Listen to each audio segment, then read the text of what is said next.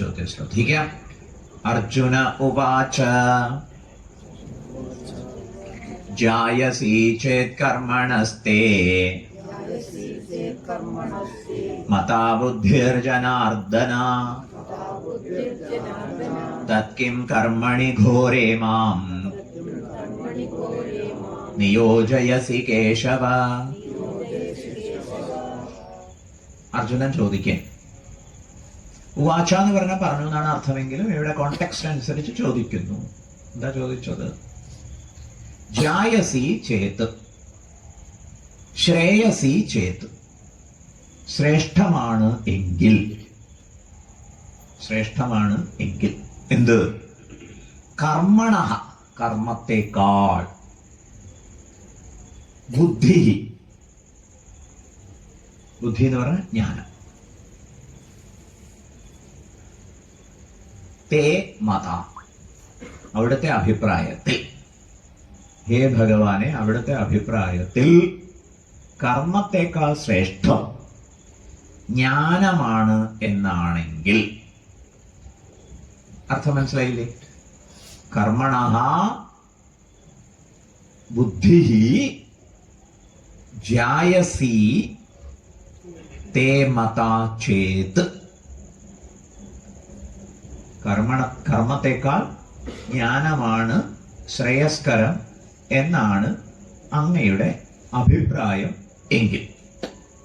ജായസി ചേത് കർമ്മണസ്തേ മതാ ബുദ്ധ്യ ജനാർദ്ദന, ഹേ ജനാർദ്ദന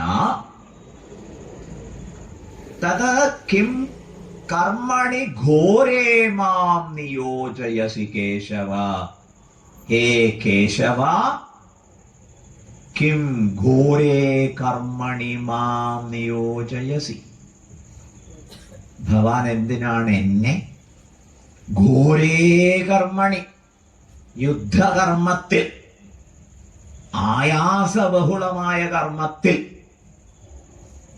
പൂ പറിക്കാനോ അല്ലെങ്കിൽ ഗർഭ വളർച്ച കൊണ്ടുവരാനോ മാല കെട്ടാനോ ഒന്നും അല്ല ഇപ്പം ഭഗവാൻ പറയുന്നത്, പിന്നെയോ പോരാടാൻ.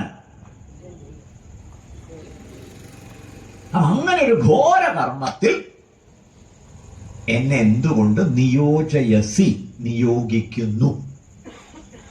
അർത്ഥം വ്യക്തമായോ? ജായസി ചേത് കർമ്മണസ്തേ മതാ ബുദ്ധിർജനാർദ്ദന തത്കിം കർമ്മണി ഘോരേ മാം നിയോജയസി കേശവ. ഇവിടെ ജനാർദ്ദന ശബ്ദം കൊണ്ട് ഗംഭീരമായിട്ടുള്ള ഒരു അർത്ഥത്തെ ആലോചിക്കാമെന്ന് ഒരാചാര്യൻ പറഞ്ഞു തരുന്നു. എന്താ അത്? സർവജനൈഹി, എല്ലാ ജനങ്ങളാലും, അർദ്ധ്യതേ യാച്യതേ, യാചിക്കപ്പെടുന്നവൻ, സർവജനങ്ങളാലും യാചിക്കപ്പെടുന്നവനാണ് ആര്? ജനാർദ്ദനൻ.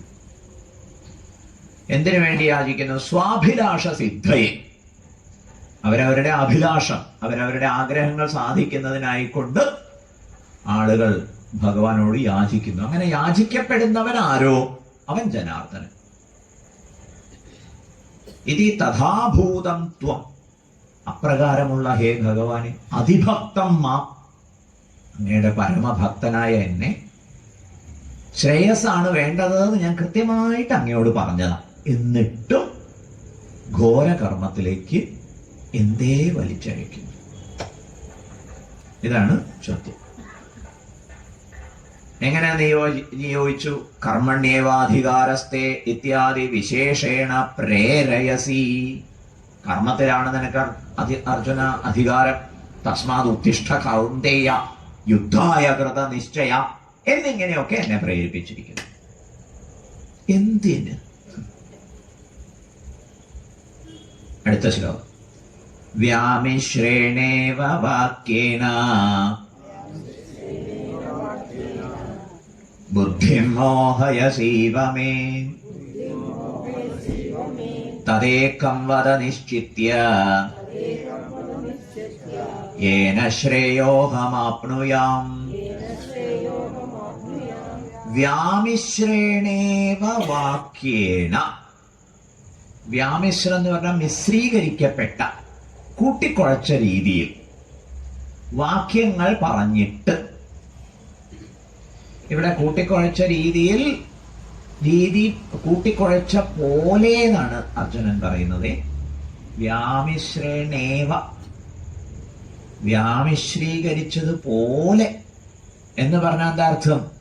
അങ്ങൊരു പക്ഷെ അങ്ങനെ പറഞ്ഞിട്ടുണ്ടാവില്ല, പക്ഷെ റിസീവിങ് എൻഡില് കേട്ടില്ലേ, എന്റെ പക്ഷത്ത് നിന്ന് ഞാൻ അങ്ങനെ സ്വീകരിച്ചു പോയതാവും. കുഴപ്പം ആരുടെയാ? എന്റേതാവാം. വ്യാമിശ്രേണേവ വാക്യേന, മിശ്രീകരിക്കപ്പെട്ട വാക്യങ്ങളാൽ, മിശ്രീകരിക്കപ്പെട്ടതുപോലെയുള്ള വാക്യങ്ങളാൽ, മേ ബുദ്ധി മോഹയസി ഇവ, എന്റെ ബുദ്ധിയെ മോഹിപ്പിക്കുന്നത് പോലെ. ഇവ ശബ്ദം കൊണ്ട് പോലെ എന്നാണ് അർത്ഥം. അങ്ങനെ ചെയ്തിട്ടുണ്ടാവില്ല, പക്ഷെ അതാണ് എന്റെ അവസ്ഥ. മനസ്സിലായില്ലേ? ബുദ്ധി മോഹയസി ഇവ, ബുദ്ധിയെ മോഹിപ്പിക്കുന്നത് പോലെ അനുഭവപ്പെടും. വ്യാമിശ്രേണേവ വാക്യേന ബുദ്ധി മോഹയസീവ മേ. അതുകൊണ്ട് ഇപ്പൊ എന്താ വേണ്ടത്? ഭഗവാനെ തത് ഏകം വദ, അതിലൊന്ന് പറയണം, അതില് ഒന്ന് പറയണം. ശരി, ഏതാ പറയേണ്ടത്? വിരല് തൊട്ടോളൂ. അപ്പൊ ഒന്ന് ജ്ഞാനമാർഗം, മറ്റേത് യുദ്ധം ചെയ്യേണ്ട കാര്യം. തൊട്ടോളൂ എന്ന് തൊട്ട് തീരുമാനിക്കലല്ല, പിന്നെയോ തദേകം വധ നിശ്ചിത്യ, അങ്ങ് നിശ്ചയിക്കണം. എന്ത് മാനദണ്ഡം വെച്ചാണ് നിശ്ചയിക്കേണ്ടത്?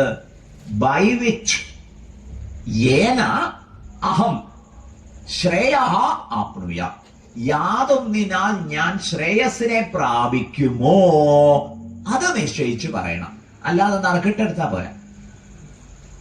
കർമ്മം ഞാൻ രണ്ടിലൊന്നെടുത്തോ എന്ന് നറുക്കിട്ട് തന്നാ പോരാ. പിന്നെയോ please think for me, you have to think about me. എന്റെ ഒരു പ്രകൃതവും എലിജിബിലിറ്റി, യോഗ്യത, ക്വാളിറ്റി, കേട്ടില്ലേ, ഇതൊക്കെ നിശ്ചയിച്ച ശേഷം അർജുന, നിന്റെ ഒക്കെ പ്രകൃതം കണ്ടിടത്തോളം നിനക്ക് പറ്റിയ ഏർപ്പാട് ഇത് എന്ന് പറഞ്ഞു. അർജുന ഇപ്പൊ ഈ ജ്ഞാനമാർഗം അത് തർക്കണമൊന്നുമില്ല, നല്ലതാ, അത് ചെയ്തു. കർമ്മയോഗം ഗംഭീര, വളരെ ഉപകാരം ചെയ്യും, എന്നാ പിന്നെ അത് ചെയ്തോളൂ എന്നിങ്ങനെ പറയരുത്. മനസ്സിലായില്ലേ? കൃത്യമായിട്ട് അർജുന നിന്റെ യോഗ്യത അനുസരിച്ച് ഇതാ നിനക്ക് പറ്റാ പോ എന്ന് പറഞ്ഞു തന്നേക്കണം. ചോദ്യം വ്യക്തമായോ? ഈ ചോദ്യത്തിന്റെ പിറകിൽ അഭിനന്ദിക്കേണ്ടുന്ന ഒന്നാമത്തെ കാര്യം ചോദ്യം ചോദിക്കാൻ തയ്യാറായി എന്നതാണ്. ചോദ്യം ചോദിക്കാൻ തയ്യാറായി, ഒന്നാമത്തെ. രണ്ടാമത്തെ കാര്യം, തനിക്ക് ആശയക്കുഴപ്പം ഉണ്ടായതിന്റെ ഉത്തരവാദിത്വം സ്വയം ഏറ്റെടുത്തു എന്നുള്ളത്. ഭഗവാന്റെ ഉപദേശ സാമർഥ്യത്തെ അർജുനൻ ചോദ്യം ചെയ്യുന്നില്ല. ഇവിടെ ആശയക്കുഴപ്പത്തിന് കാരണം എന്റെ നോട്ടക്കുറവായിരിക്കും, എന്റെ വിവരമില്ലായ്മയായിരിക്കും എന്ന് അഡ്മിറ്റ് ചെയ്യാൻ തയ്യാറായി. മനസ്സിലായില്ലേ? മൂന്നാമത് ഇവിടെ അഭിനന്ദനാർഹമായിട്ടുള്ള വിഷയം, അർജുനൻ വിനയം പുലർത്തി എന്നുള്ളതാണ്. സ്വന്തം ആശയക്കുഴപ്പത്തിന്റെ ഉത്തരവാദിത്വം ഏറ്റെടുത്തു, വിനയമുള്ളവനായി, എന്നാൽ ചോദ്യം ചോദിക്കാൻ സങ്കോചം കാണിച്ചിട്ടില്ല. ഇതൊക്കെ നമ്മൾ പഠിക്കേണ്ടതാണ്, പ്രത്യേകിച്ച് സാധകര്. സ്വാമി ആദ്യം വിചാരിച്ചു ഈ ഭയഭക്തി ബഹുമാനം എന്നുള്ളത് പുറമേന്ന് വന്ന ഒരാശയമാണ് എന്നാണ്. പക്ഷെ നമ്മുടെ ഇവിടെയുള്ള പല മഹാത്മാക്കളും അവരുടെ കൃതിയിലും ഈ ഭയഭക്തി ബഹുമാനം എന്നുള്ള പദം പ്രയോഗിച്ചു കാണുന്നു. അത് വാസ്തവത്തിലൊരു സുഖമില്ല. ഭക്തിയുള്ളയിടത്ത് ഭയത്തിന് സാമാന്യേന സ്ഥാനം ഉണ്ടാവില്ല. കേട്ടില്ലേ? ഭക്തി സ്നേഹമുള്ളയിടത്ത് എന്തും തുറന്ന് ചോദിക്കാനും അന്വേഷിക്കാനും കണ്ടെത്താനും ഒക്കെയുള്ള ഉത്സാഹമാണ് ഉണ്ടാവേണ്ടത്. സങ്കോചമില്ലാത്തവരായിരിക്കും. എന്നാൽ ധിക്കാരം ഉണ്ടാവാനും പാടില്ല. ധിക്കാരം ഉണ്ടാവുമ്പോൾ അറിവിന്റെ പ്രവാഹം തടസ്സപ്പെടും. അപ്പൊ വിനയം ഉണ്ടാവട്ടെ, നിസ്സങ്കോചതയും ഉണ്ടാവട്ടെ. ആ പ്രയോഗം മനസ്സിലായില്ലേ? പലപ്പോഴും നമ്മൾ ചോദിക്കാനും അറിയാനും ഒക്കെ സങ്കോചം കാണിച്ചു കളയും. ഇനി ചിലരാണെങ്കിലോ ചോദ്യങ്ങൾ ചോദിക്കുന്നത് തൻ്റെ ഒരു അറിവൊക്കെ ഒന്ന് അറിയിപ്പിക്കാൻ വേണ്ടി. സ്വാമിജി, ഒരു ചെറിയ സംശയം. എനിക്ക് വലിയ വിവരമൊന്നുമില്ല, ഇങ്ങനെയൊക്കെ ഉരുട്ടി പെരട്ടി എഴുന്നള്ളിച്ച് മാണ്ഡൂക്യോപനിഷത്തിന്റെ കാരികയിൽ ഒരു വിവരമില്ലാത്ത ആളെ മാണ്ഡൂക്യോപനിഷത്തിന്റെ കാരികയിൽ ഇങ്ങനെയുള്ള അഭിനയങ്ങളൊക്കെ അവസാനിപ്പിക്കുക. ആ പ്രകടനം അല്ല കേട്ടോ വിനയം. വിനയം എന്ന് പറയുന്നത് തൻ്റെ അറിവിന്റെ മികവ് പ്രകടിപ്പിക്കാനുള്ള തത്രപ്പാടില്ലായ്മ. സംശയം ജെന്യൂൻ ആയിരിക്കുമ്പോഴാണ് വിനയാന്വിതമായ ചോദ്യമായിട്ട് അത് അവതരിപ്പിക്കപ്പെടുന്നത്. എനിക്കിത് അറിയണം, ഇതെന്റെ യാത്രയിൽ ഉപകാരപ്പെടുമെന്ന് ഞാൻ കരുതുന്നു. ആ വ്യക്തത ഉണ്ടാവും. ചിലർ ചോദ്യമൊക്കെ ചോദിച്ചിട്ട് എല്ലാവരും ഇങ്ങനെ തിരിഞ്ഞു നോക്കുന്നതാണ്. എന്താ അത്? ഇത് എനിക്ക് വേണ്ടി ചോദിക്കുകയല്ല, അതൊക്കെ ഇവര് ഈ വിട്ടി പരീക്ഷകളൊക്കെ കേട്ട് മനസ്സിലായിക്കോട്ടെ വെച്ചിട്ട്. ഇങ്ങനത്തെ നാട്യങ്ങളൊക്കെ അഭിനയിക്കുന്നവർക്ക് എന്തായാലും അറിയാം, കേൾക്കുന്നവർക്കും അറിയാം, ഉത്തരം പറയുന്നവർക്കും അറിയാം. എന്തിനാ അപഹാസ്യരാവണ്ടെന്ന് പറയും. ചില കാര്യങ്ങളൊക്കെ നമുക്ക് വ്യക്തത ഉണ്ടായിക്കോട്ടെ. പ്രാസംഗികമായിട്ട് ഒരു കാര്യം ചൂണ്ടിക്കാണിക്കാൻ ഉദ്ദേശിക്കുന്നത് സംഭാവനകൾ നൽകുമ്പോൾ സംഘടനയുടെ പ്രകൃതം അനുസരിച്ച് ഇപ്പൊ ട്രസ്റ്റുകൾക്കാണ് നമ്മൾ സംഭാവന നൽകുന്നത്, സൊസൈറ്റികൾക്കാണ് സംഭാവന നൽകുന്നത്. അങ്ങനെയാണെങ്കിൽ കൃത്യമായിട്ടും അതിൻ്റെ റെസീറ്റ് ചോദിച്ചു വാങ്ങിയിരിക്കണം. കാരണം ട്രസ്റ്റ് എന്ന് പറയുന്നത് അല്ലെങ്കിൽ സൊസൈറ്റി എന്ന് പറയുന്നത് പലരും ചേർന്ന് ജനോപകാരപ്രദമായ രീതിയിൽ ട്രസ്റ്റിന് അതിൻ്റെതായിട്ടുള്ള ഡീലുണ്ട്, അത് നോക്കിയിട്ട്. അപ്പൊ പല ട്രസ്റ്റുകളും ഏത് വിഭാഗത്തിൽ പെടുന്നതാണ്? ചാരിറ്റി ഓറിയന്റഡ് ആയിരിക്കും. ഞങ്ങൾ മറ്റുള്ളവർക്ക് സേവനം ചെയ്യാൻ വേണ്ടി രൂപീകരിക്കപ്പെട്ട ട്രസ്റ്റ് ആവുന്നു. അങ്ങനെയാണെങ്കിൽ ആളുകൾ കൊണ്ടുതരുന്ന കാശ് കൃത്യമായിട്ട് റെസീറ്റ് ചെയ്തിരിക്കണം. മനസ്സിലായി? അത് ഞങ്ങൾ അങ്ങനെ ഇപ്പൊ ഞങ്ങൾക്കൊക്കെ തരുന്നു എന്ന് പറഞ്ഞു കഴിഞ്ഞാൽ സമ്പോധ് ഫൗണ്ടേഷൻ എന്ന പ്രസ്ഥാനത്തിന് തരുന്നു. അപ്പൊ അതിങ്ങനെ കൈക്കൂലി കൊണ്ട് തരുന്ന പോലെ തരേണ്ട കാര്യമില്ല. പിന്നെയോ ആചാര്യന്മാർക്ക് കൊടുക്കുന്നത്, അർപ്പിക്കുന്നത് ദക്ഷിണാ സമർപ്പണം. അതതിന്റെ സമ്പ്രദായത്തിൽ കാണുന്ന പോലെ ചെയ്യാൻ ഒരു തെറ്റുമില്ല. ഞങ്ങൾക്ക് വാങ്ങിക്കാനും സങ്കോചമില്ല. കേട്ടില്ലേ? കാരണം അത് ഞങ്ങൾക്ക് വേണ്ടിയല്ല, പ്രസ്ഥാനത്തിന് വേണ്ടി. ഓക്കെ. അത് കഴിഞ്ഞ് റെസീറ്റ് നൽകാൻ തുടങ്ങുമ്പോഴോ അതൊന്നും വേണ്ട എന്ന് വെക്കണ്ട. ഇപ്പൊ സ്വാമി സൗകര്യത്തിന് വേണ്ടി റെസീറ്റുകൾ അടിച്ച് കയ്യിൽ കൊണ്ടു നടക്കണം. അതിന്റെ കൗണ്ടർ ഫയലും കൂടി ഉണ്ടാവും. അപ്പൊ അത് നോട്ട് ചെയ്യും പിന്നീട് സൗകര്യം പോലെ. കയ്യോടെ അങ്ങോട്ട് കൊടുക്കാം. ഇല്ലാതെ ഇത് പിന്നെ പോയി എഴുതി അയക്കലൊക്കെ ചിലപ്പോൾ ബുദ്ധിമുട്ടാവും, സമയത്തിന് സാധിക്കില്ല. അപ്പൊ കൈയോടെ കൊടുക്കാനുള്ള ഒരു സമ്പ്രദായം. അപ്പൊ ഈ സമർപ്പിക്കുന്ന സമയത്ത് തുകയും കൂടി കവറിൽ എഴുതിയിട്ടുണ്ടെങ്കിലോ പെട്ടെന്ന് നോക്കിയെടുത്തോട്ട് കൊടുക്കാം, സൗകര്യം. ഇതൊരു ഡിസിപ്ലിനാണ്, ഫൈനാൻഷ്യൽ ഡിസിപ്ലിനാണ്. അത് നിർവഹിക്കാൻ നമ്മൾ സഹായിക്കുകയാണ് വേണ്ടത്. അപ്പൊ അതിൽ സങ്കോചം കാണിക്കേണ്ട എന്ന് പറയും. സ്വാമിക്ക് വളരെ സന്തോഷം തോന്നിയൊരു കാര്യം എന്താ വെച്ചാൽ, ഈ തിരക്കിനിടയിൽ ഇവര് തന്നു, അതിങ്ങനെ അവരുടെ മുന്നിൽ വെച്ച് നോക്കാൻ ബുദ്ധിമുട്ട്. അപ്പൊ ഒന്ന് നോക്കി, എന്നിട്ട് എടുത്തു കൊടുത്തു. അപ്പൊ ഒരമ്മ വന്നിട്ട് പറഞ്ഞു, സ്വാമിജി ഒരു 500 രൂപ കുറച്ചാണ് സ്വാമി റെസീറ്റ് തന്നത്. അങ്ങനെ നിസ്സങ്കോചം പറയുന്നത്, നമ്മൾ കാശ് കൈകാര്യം ചെയ്യാന്ന് പറയുന്നത് ഒരു പ്രകാരത്തിൽ ലക്ഷ്മി ദേവി ഉപാസനയാണ്.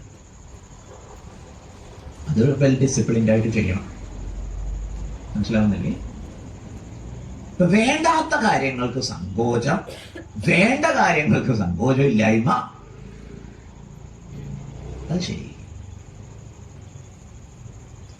ഇവിടെ പറയാൻ ഉദ്ദേശിച്ചത്, ചോദ്യം ചോദിക്കുന്നതിൽ സങ്കോചം തോന്നേണ്ട കാര്യമില്ല. എന്താ ചോദ്യം എന്ന് പറയുന്നത്? നമ്മൾ കുറെ കാര്യങ്ങളൊക്കെ ആലോചിച്ച് ഒരിടത്ത് എത്തിയിരിക്കുന്നു, പിന്നെ മുന്നോട്ട് പോകാനൊരു വഴി കിട്ടാത്തൊരവസ്ഥ. മനസ്സിലായില്ല? അപ്പൊ ഒരു വ്യക്തതയ്ക്ക് വേണ്ടിയിട്ട് ചോദ്യം ചോദിക്കും. അത് സവിനയം ചോദിക്കാം. വക്താവിനെ പരീക്ഷിക്കാനല്ല, അവരവരുടെ വിവരം വെളിവാക്കാനല്ല, കളിയാക്കാനല്ല, മറ്റുള്ളവർക്ക് വേണ്ടിയല്ല. ഇതൊക്കെയാണ് അതിനെ സംബന്ധിക്കുന്ന ഒരു ജെന്യൂൻ. ഇത്രയും വ്യക്തമായി എന്ന് വിചാരിക്കട്ടെ. എന്തായാലും അർജുനൻ ഭംഗിയായിട്ട് ചോദ്യം ചോദിച്ചു. നമുക്കും അറിയാൻ താല്പര്യമുള്ള വിഷയമാണ്. ജായസി ചേത് കർമ്മണസ്തേ മതാ ബുദ്ധിർജനാർദ്ദന തത്കിം കർമ്മണി ഘോരേ മാം നിയോജയസി കേശവ വ്യാമിശ്രേണേവ വാക്യേന ബുദ്ധിം മോഹയസീവ മേ തദേകം വദ നിശ്ചിത്യ യേന ശ്രേയോഹമാപ്നുയാം. യാതൊന്നിനാൽ ഞാൻ ശ്രേയസ്സിനെ പ്രാപിക്കുമോ അതേതാണെന്ന് നിശ്ചയിച്ച് പറഞ്ഞു തന്നാലും. ശ്രീ ഭഗവാനുവാച ലോകേസ്മിൻ വിവിധാ നിഷ്ഠാ പുരാ പ്രോക്താ മയാ നഘ ജ്ഞാനയോഗേന സാംഖ്യാനാം കർമ്മയോഗേന യോഗിനാം. ശ്രീ ഭഗവാൻ ഉവാച. ഭഗവാൻ മറുപടി പറയൽ. എന്താ ഭഗവാൻ പറയുന്നത് മറുപടി? ലോകേസ്മിൻ വിവിധാ നിഷ്ഠാ പുരാ പ്രോക്താ മയാ നഘ ജ്ഞാനയോഗേന സാംഖ്യാനാം കർമ്മയോഗേന യോഗിനാം. അസ്മിൻ ലോകേ, ഈ ലോകത്തിൽ. ഇവിടെ ലോകം എന്ന് പറയുമ്പോൾ സാധകരുടെ ലോകം എന്ന് നമുക്ക് മനസ്സിലാക്കാം. ബാക്കിയുള്ളവരുടെ കാര്യം ഇവിടെ പരാമർശിക്കാനുള്ള സാധ്യതയില്ലല്ലോ. അസ്മിൻ ലോകേ, ശ്രേയസിനെ കാക്ഷിക്കുന്ന അഥവാ അഭിവൃദ്ധിയെ, ധാർമ്മികമായ രീതിയിൽ ചലിച്ച അഭിവൃദ്ധിയെ കാക്ഷിക്കുന്നവരുടെ ലോകത്തിൽ. അസ്മിൻ ലോകേ ദ്വിവിധാ നിഷ്ഠ, 2 പ്രകാരത്തിലുള്ള നിഷ്ഠയെ ഞാൻ ഉപദേശിച്ചിട്ടുണ്ട്. ലോകേസ്മിൻ ദ്വിവിധാ നിഷ്ഠ പുരാ. പുരാ എന്ന് പറഞ്ഞാല് പണ്ട്. പണ്ട് എന്ന് പറഞ്ഞാൽ സർഗാദൗ, ഇന്നലെ മിനിഞ്ഞാന്നൊന്നല്ല, ഇതൊക്കെ സംഭവിച്ച അന്ന് തന്നെ. ഇവിടെ എന്താ അർത്ഥമാക്കുന്നത്? സൃഷ്ടിയോടൊപ്പം ധർമ്മവിഷയകമായ അറിവും പങ്കുവയ്ക്കപ്പെട്ടിട്ടുണ്ട്. സൃഷ്ടിയോടൊപ്പം പങ്കുവയ്ക്കപ്പെട്ടിട്ടുണ്ട്. ഇപ്പൊ സർഗാദൗ, സൃഷ്ടിയുടെ ആദ്യത്തിൽ തന്നെ അസ്മിൻ ലോകേ ദ്വിവിധാ നിഷ്ഠ, 2 പ്രകാരത്തിലുള്ള നിഷ്ഠയെ, നിഷ്ഠ എന്ന് പറഞ്ഞാൽ ലക്ഷ്യപ്രാപ്തിക്ക് ഉതകുന്നതായ ജീവിത ശൈലി, ലക്ഷ്യപ്രാപ്തിക്ക് ഉതകുന്ന ജീവിതശൈലി 2 പ്രകാരത്തിൽ പുരാ പ്രോക്ത എന്നാൽ പറയപ്പെട്ടിട്ടുണ്ട്. കർമ്മണി പ്രയോഗമാണ്. മയാ പ്രോക്ത എന്നാൽ പറയപ്പെട്ടിട്ടുണ്ട്. ഈ കർമ്മണി പ്രയോഗമൊക്കെ തോന്നുന്ന പോലെ പ്രയോഗിക്കാൻ പാടില്ല കേട്ടോ. നമുക്ക് അങ്ങനെ ഒരു ഭാഷാ വൈകൃതം വന്നു പോവാറുണ്ട്. ഞങ്ങള് കുറെ വർഷങ്ങളായിട്ട് ഇവിടെ സംഘടിപ്പിക്കപ്പെടുന്ന എന്ന് പറയരുത്, ഞങ്ങളാൽ എന്ന് പറഞ്ഞാലേ സംഘടിപ്പിക്കപ്പെടുന്നതെന്ന് പറയാൻ പാടില്ല. അങ്ങനെയൊക്കെയുള്ള ചില അച്ചടക്കങ്ങളുണ്ട് ഭാഷാപരമായിട്ട്. പോട്ടെ, മര്യാദയ്ക്ക് പറഞ്ഞാൽ മതി. ഞങ്ങൾ സംഘടിപ്പിച്ചാന്ന് മര്യാദയ്ക്ക് പറഞ്ഞാൽ മതി. ഇങ്ങനെ വളച്ചു കെട്ടാൻ എന്തായാലും ഇവിടെ ഭഗവാൻ ഉപയോഗിച്ചത് പക്ഷെ കർമ്മണി പ്രയോഗം നിയമാനുസൃതമാണ്. അസ്മിൻ ലോകെ ദ്വിവിധ നിഷ്ഠ, ഈ ലോകത്തിൽ 2 പ്രകാരത്തിലുള്ള നിഷ്ഠയെ പുരാ പ്രോക്ത പണ്ട് തന്നെ മയാ, മയ എന്ന് പറഞ്ഞാൽ എന്നാൽ, തൃതീയ പ്രോക്ത പറയപ്പെട്ടിരിക്കുന്നു, എന്നാൽ പറയപ്പെട്ടിരിക്കുന്നു. ഇവിടെ എന്നാൽ എന്ന് പറഞ്ഞാൽ ആരാൽ? സർവജ്ഞേന ഈശ്വരേണ. പാർത്ഥസാരഥി ദേവകീ നന്ദനൻ കൃഷ്ണനല്ല, പിന്നെ ആരാൽ പറയപ്പെട്ടതാകുന്നു? സർവജ്ഞേന ഈശ്വരേണ പുരാ. സർവജ്ഞനായ ഈശ്വരനാൽ പണ്ടേക്ക് പണ്ടേ 2 വിധം നിഷ്ഠ പറയപ്പെട്ടിട്ടുണ്ട്. ക്ലിയർ? എന്തൊക്കെയാ നിഷ്ഠ? ജ്ഞാനയോഗേന സാഖ്യാനാം നിഷ്ഠ, കർമ്മയോഗേന യോഗിനാം നിഷ്ഠ. സാഖ്യന്മാർക്ക് ജ്ഞാനയോഗ നിഷ്ഠ, യോഗികൾക്ക് കർമ്മയോഗ നിഷ്ഠ. ഇത് വിഭജിച്ച് പണ്ടേ പറഞ്ഞു വെച്ചിട്ടുള്ളതാണ്. അടുത്ത ചോദ്യം, ഇവിടെ സാഖ്യന്മാര് എന്ന് പറഞ്ഞാൽ ആരാണ്? യോഗികൾ എന്ന് പറഞ്ഞാൽ ആരാണ്? അത് നമുക്ക് ശ്രദ്ധിക്കാം. അതിനു മുമ്പ് ഭഗവാൻ അർജുനനെ അനഘ എന്ന് അഭിസംബോധന ചെയ്തിരിക്കുന്നു. അനഘ എന്ന് പറഞ്ഞാൽ എന്താ അർത്ഥം? പാപം ഇല്ലാത്തവനെ. അഘം പാപം, അനഘൻ അപാപി. ഇപ്പൊ ഭഗവാൻ അർജുനനെ പാപമില്ലാത്തവൻ എന്ന് പരിഗണിച്ചിരിക്കുന്നു. ഇത് നമുക്കൊക്കെ മാതൃകയാവട്ടെ. നമ്മൾ ആരെയാണ് ഏറ്റവും കൂടുതൽ പാപി എന്ന് വിളിക്കാറ്? ഓ ഓ വിളിക്കലില്ല. പാപി എന്ന് വിളിക്കലില്ല. പാപി എന്ന് പറയലില്ല എന്ന് തന്നെ ഉള്ളൂ. മറ്റുള്ളവരെ ദ്രോഹിക്കുന്നവരെ പാപിന്ന്, മഹാപാപി എന്നാണ് പറയുക. ശരിക്കും ഏറ്റവും കൂടുതൽ നമ്മൾ പാപി എന്ന് ആരെയാണ് ഗണിച്ചു പോരുന്നത്? സങ്കടകരമെന്ന് പറയട്ടെ, അവരവരെ തന്നെ. കേട്ടില്ലേ? അത് പ്രത്യക്ഷത്തിൽ അങ്ങനെ പ്രകടിപ്പിക്കുന്നില്ല. അവരവരെ കുറിച്ചൊരു വിശ്വാസമില്ല, അവരവരെ കുറിച്ചൊരു സ്നേഹമില്ല, അവരവരെ കുറിച്ചൊരു അഭിമാനമില്ലായ്മ. കേട്ടില്ലേ? അവരവരെ കുറിച്ചൊരു ആദരവില്ലായ്മ. ഇതൊക്കെ അഘം തന്നെയാകുന്നു. കേട്ടില്ലേ? പാപചിന്ത. ഇപ്പൊ ഇവിടെ ഭഗവാൻ ചൂണ്ടിക്കാണിച്ച മാതൃകയെ പിന്തുടർന്നുകൊണ്ട് ഒരു തീരുമാനമെടുക്കാം. എന്താ തീരുമാനം? ഞാൻ ഒരിക്കലും എന്നെ ദുഷ്ടൻ എന്ന് ദുഷ്ട എന്ന് കാണില്ല, പാപി എന്ന് ദ്രോഹി എന്ന് കാണില്ല. വേണ്ടാധീനങ്ങളൊക്കെ കാണിച്ചിട്ടുണ്ടാവും,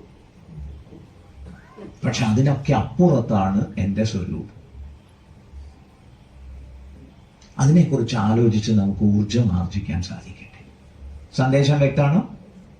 അതിനെക്കുറിച്ച് ആലോചിച്ച് ഊർജം ആർജിക്കും. ഇതുപോലെ തന്നെ മറ്റുള്ളവർ എന്തൊക്കെ നോട്ടക്കുറവുകൾ കാണിച്ചിട്ടുണ്ടെങ്കിലും, വീഴ്ചകൾ വരുത്തിയിട്ടുണ്ടെങ്കിലും, ദ്രോഹം ചെയ്തിട്ടുണ്ടെങ്കിലും അതിനൊക്കെ അപ്പുറത്ത് അവരിൽ ഈശ്വരീയതയെ ദർശിക്കാൻ